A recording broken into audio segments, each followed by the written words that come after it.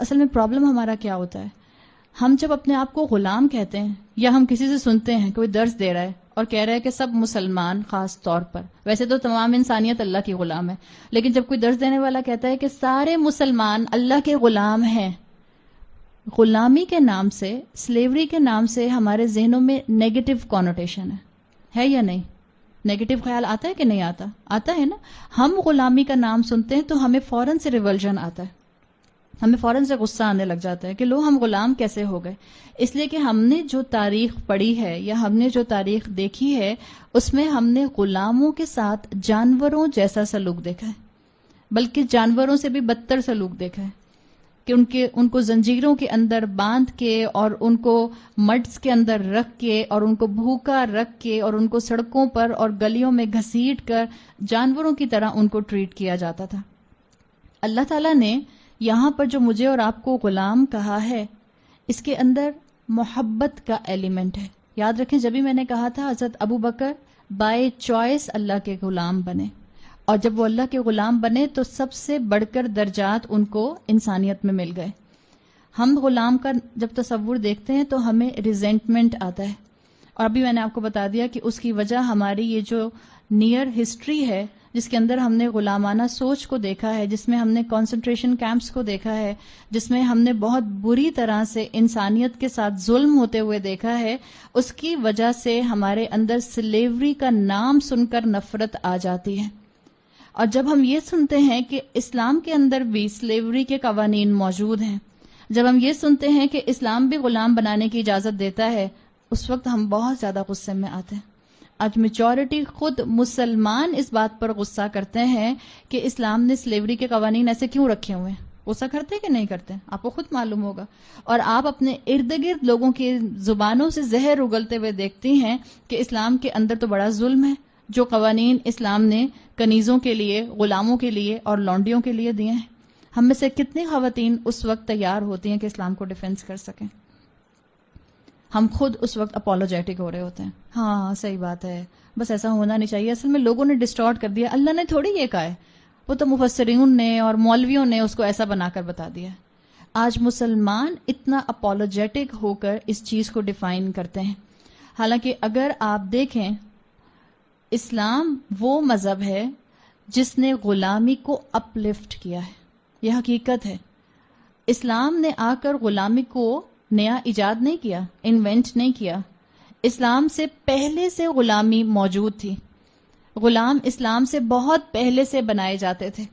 Slavery موجود تھی. آپ کے سامنے مثال موجود ہے. ابھی آپ کو میں نے حضرت سلمان فارسی کی مثال دی. ابھی تو رسول اللہ صلی اللہ علیہ وسلم مدینہ بھی نہیں آئے، اور وہ ٹرینڈ تھا اس وقت کہ جس وقت قافلوں کو لوٹا جاتا تھا تو اس وقت لوگوں کو قیدی بنا کر غلام بنا لیا جاتا تھا. آپ پر شریعت آنے سے پہلے اسکالرز کہتے ہیں کہ عرب کے اندر 3 طرح سے غلام بنائے جاتے تھے. یعنی غلام آلریڈی معاشرے کا حصہ تھے، غلام آلریڈی ایگزسٹ کرتے تھے. 3 طرح کے طریقے تھے جس کی وجہ سے لوگ جو تھے وہ غلام بنایا کرتے تھے. ایک طریقہ کیا تھا؟ جو قافلے والا طریقہ آپ کو بتایا، آزاد لوگوں پر حملہ کر کے ان کو قیدی بنا لینا اور اس کے بعد ان کو غلام بنا کر بیچ دینا. ایک یہ طریقہ عام تھا عرب کے اندر اور دیگر ممالک کے اندر. دوسرا طریقہ کیا تھا؟ نسر دل نسر غلام چلے آ رہے تھے. جیسے غلام کا بچہ غلام، پھر اس کا بچہ غلام، پھر اس کا بچہ غلام، وہ نسل در نسل غلام ہی رہا کرتے تھے. تیسرا جو انداز تھا غلام بنانے کا وہ تھا جنگ کے قیدی آنے کی صورت میں ان کو غلام بنا لینا. تو یہ 3 انداز تھے اسلام سے پہلے جس کی وجہ سے غلام بنائے جاتے تھے. یہ تینوں شکلیں موجود تھیں. یوسف علیہ السلام کا قصہ آپ کو معلوم ہے؟ یوسف علیہ السلام کیا رسول اللہ صلی اللہ علیہ وسلم سے پہلے آئے تھے؟ جی ہاں، بہت پہلے آئے تھے، کئی سال پہلے آئے تھے. یوسف علیہ السلام کے بھائیوں نے ان کو کنویں میں ڈال دیا تھا، تو وہاں سے ان کو ایک قافلے والوں نے نکال کے کیا کیا تھا؟ ان کو بیچ دیا تھا. اس کا مطلب کیا ہے کہ غلام آلریڈی موجود تھے. یہ جو ہم مسلمان اپولوجیٹک ہوتے ہیں سلیوری کا نام سن کے اسلام کے ساتھ، اس میں صرف علم کی کمی ہے. اپنے آپ کو علم سے اکوپ کریں، جانیں اسلام اس کے بارے میں کیا کہتا ہے، دیکھیں اسلام کی اس کے اندر کیا حکمتیں ہیں، تاکہ کل کو آپ کم سے کم اسلام کو ڈیفینڈ کر سکیں جس وقت کوئی اس اینگل سے اسلام پر ہاتھ اٹھائے. تو اسلام کے آنے سے پہلے غلامی موجود تھی. اسلام نے کیا کیا؟ 3 طریقوں سے غلام بنتے تھے. اسلام نے ان 3 میں سے 2 کو ختم کر دیا. یعنی آزاد لوگوں پر حملہ کر کے ان کو غلام نہیں بنایا جا سکتا. نسل در نسل غلامی کوئی چیز نہیں ہوتی. تو باقی کیا رہ گیا؟ جنگی قیدی. اگر جنگ ہوگی اور مخالف فوج کے قیدی آئیں گے، ان قیدیوں کو غلاموں کے طور پر ٹریٹ کیا جائے گا. اور اسلام کی حکمت یہ رہی، اسلام نے یہ آپ دیکھیں جو 3 طرح سے غلام بنتے تھے، اس کی وجہ سے معاشرے میں غلاموں کی بہت زیادہ پرسنٹیج تھی. جب اسلام نے 2 کو ختم کر دیا تو کیا کیا؟ اسلام نے سلیوری کو لیکویڈیفائی کیا، آہستہ آہستہ ختم کیا. اسلام نے اوور نائٹ نہیں کہا کہ بس آج سے حرمت آ گئی، سب غلام جو ہیں وہ آزاد ہیں اور آج کے بعد سے کوئی غلام نہیں رکھ سکتا. اسلام نے یہ حکم نہیں دیا. بالکل جیسے شراب کے بارے میں آپ نے کیا دیکھا؟ گریجولی حکم آیا. اسلام کا ایک اصول ہے، اسکالرز کہتے ہیں اسلام کا اصول یاد رکھیں، عقیدے میں ریولوشن ہے. یعنی آپ نے جب اللہ پر ایمان لانا ہے، اب یہ فوراً لے کر آنا ہے. عقیدے میں آپ کے ریولوشن ہے. عمل میں آپ کے جو ہے وہ سٹیپ بائی سٹیپ معاملہ چل سکتا ہے. ٹھیک ہے، آپ سٹیپ بائی سٹیپ نیکیوں میں آگے بڑھ سکتی ہیں. ڈیپینڈ کرے گا جس کا ایمان جتنا زیادہ وہ اتنی تیزی سے آگے بڑھے گا. مثال کے طور پر ایک عورت نے فیصلہ کیا کہ میں اب اللہ کے حکم کے مطابق اپنے آپ کو کور کروں گی، تو اس میں الٹیمیٹ سٹیپ کیا ہے وہ آپ کے سامنے ہے کہ آپ اپنا نقاب لگا لیں. یہ الٹیمیٹ سٹیپ ہے. کوئی عورت، کوئی لڑکی سٹیپ بائی سٹیپ جاتی ہے تو اس کا پہلا سٹیپ ہو سکتا ہے صرف یہ ہو کہ وہ کہے کہ اس سے پہلے میں شفون کے دوپٹے سے سر کور کرتی تھی، یا میں سر کور نہیں کرتی تھی، اب میں جو ہے موٹے دوپٹے سے سر کور کر لوں گی. اس کا اگلا سٹیپ کیا ہو کہ وہ کہے کہ میں اپنا دوپٹہ پن اپ کر لوں گی تاکہ میرے بال نظر نہ آئے. اگلا سٹیپ کیا ہو کہ وہ چادر اوڑھ لے تاکہ اس کے کپڑے بھی کور ہو جائیں. اس سے اگلا سٹیپ کیا ہو کہ ہو سکتا ہے وہ عبایا پہن لے. سو یہ مختلف سٹیپس ہیں جس کی اسلام اجازت دیتا ہے. اگین انسان کے ایمان پر ڈیپینڈ کرے گا کہ کون کہاں کھڑا ہوا ہے اور کون اپنے اندر کتنی اسٹرینتھ دیکھتا ہے کہ وہ اللہ کے حکم ماننے میں کتنی تیزی سے آگے بڑھ سکتا ہے. عقیدے میں ریولوشن ہے. اللہ تعالیٰ نے شراب کی حرمت بھی ایسے ہی کی کہ اللہ نے پہلے کہا کہ اس کے اندر نقصان زیادہ ہے، فائدے کم ہیں.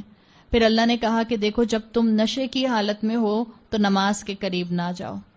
پھر اللہ تعالیٰ نے جب اس کا فائنل حکم دیا تو اللہ نے کہا رجزم من عمل الشیطان، یہ شیطان کے عمل میں سے ہے، فجتنبوہ، تو تم اس سے اجتناب کرو، تو تم اس سے دور رہو. یہ فائنل کمانڈ تھی جو شراب کی حرمت کے اوپر آئی تھی. سلیوری کے لیے بھی اسکالرز کہتے ہیں کہ اللہ تعالیٰ نے سلیوری کو حرام تو نہیں کیا، لیکن سلیوری کو لیکویڈیفائی کیا، ڈائلیوٹ کر دیا. جس انٹینسٹی کے ساتھ معاشرے میں موجود تھی اس کو بہت کم کر دیا، اور یہی میتھڈالوجی اپنائی سٹیپ بائی سٹیپ کی.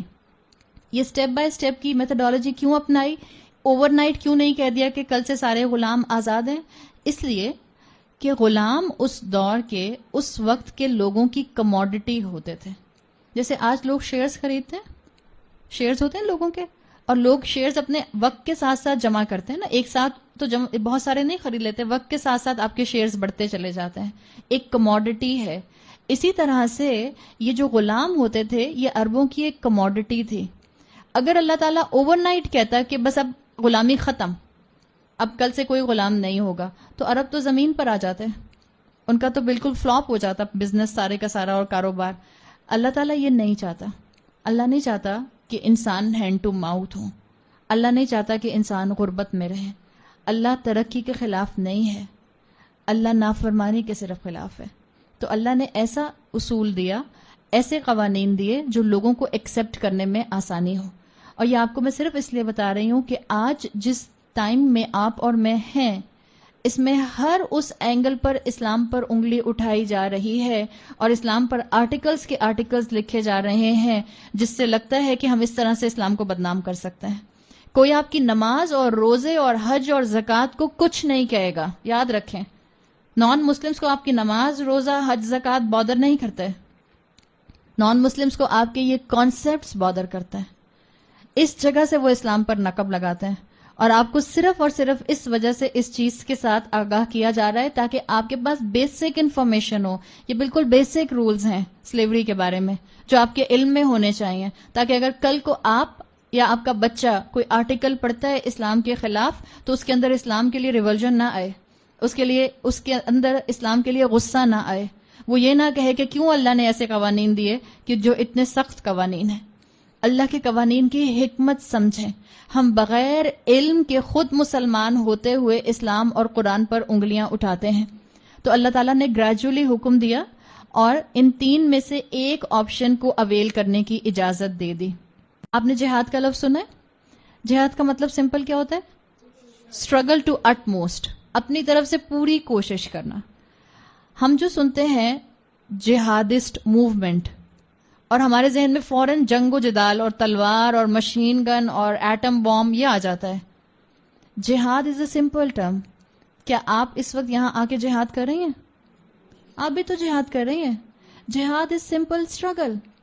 آپ اپنے نفس کے خلاف جہاد کرتی ہیں.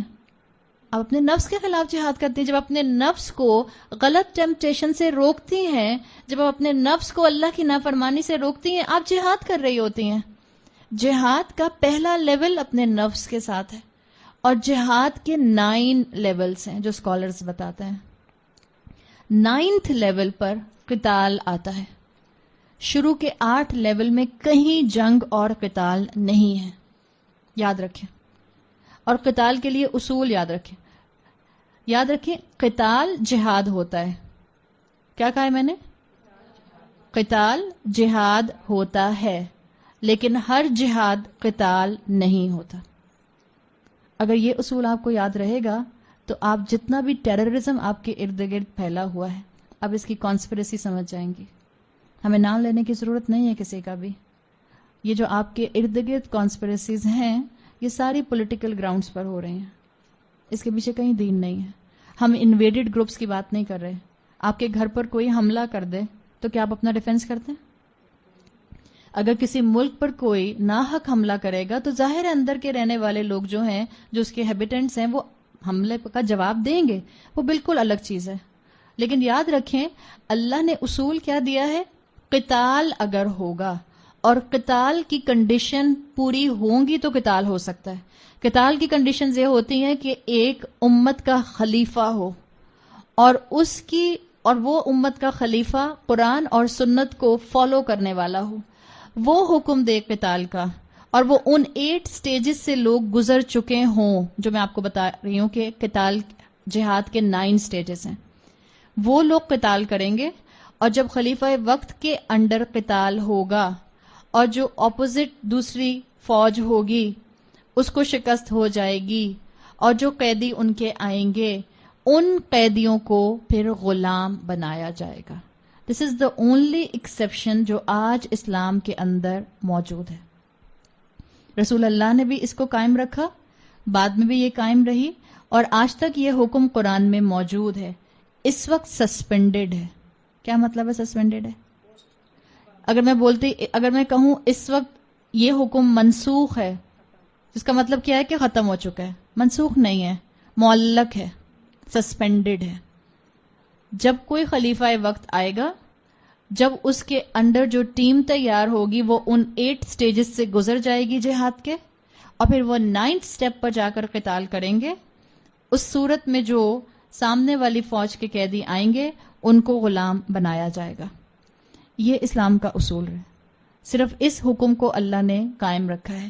غلام عورتوں کا, کنیزوں کا اور لونڈیوں کا سن کر مردوں کے چہرے تو پھر بھی ذرا تھوڑے سے خوشی رہتے ہیں, اس لیے کہ ان کے تو مزے ہوتے ہیں نا. وہ سمجھتے ہیں کہ شاید انہیں کو ملنے والی ہے, حالانکہ ان کو نہیں ملنے والی. ابھی بتاتی ہوں آپ کو کس کو ملے گی. عورتوں کے چہرے اس پر بھی پریشانی کا شکار ہو رہے ہوتے ہیں.